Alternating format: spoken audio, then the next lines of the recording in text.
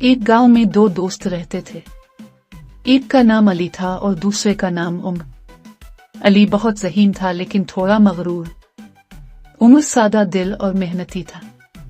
एक दिन अली ने उमर से कहा, मैं तुमसे ज्यादा होशियार हूँ, मैं सब काम आसानी से कर सकता हूँ, तुम्हें मेरी मदद की जरूरत पड़ती है। उमर ने कुछ नहीं कहा, वो खामोश रहा। कुछ दिनों बाद गांव में एक बड़ा मेला लगा। सब बच्चे बहुत खुश थे। अली और उमर भी मेले में गए। मेले में एक खतरनाक झूला था। अली झूले पर चढ़ने से डर रहा था। इसने बहुत कोशिश की लेकिन हिम्मत न कर सका। उमर ने देखा कि अली परेशान है।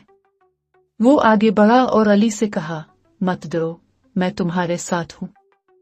उमर ने अली का हाथ पकड़ा और दोनों मिलकर झूले पर चढ़े। अली का डर खत्म हो गया। इसने महसूस किया कि मुश्किल वक्त में दोस्त की मदद कितनी जरूरी है। इस दिन अली को समझ आई कि दोस्ती में कोई बड़ा या छोटा नहीं होता।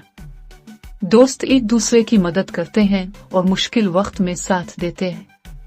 इसने उमर से मुआफी मांगी और दोनों फिर से अच्छे दोस्त बन गए। नतीजा, सच्ची दोस्ती मुश्किल वक्त में काम आती है। हमें अपने दोस्तों की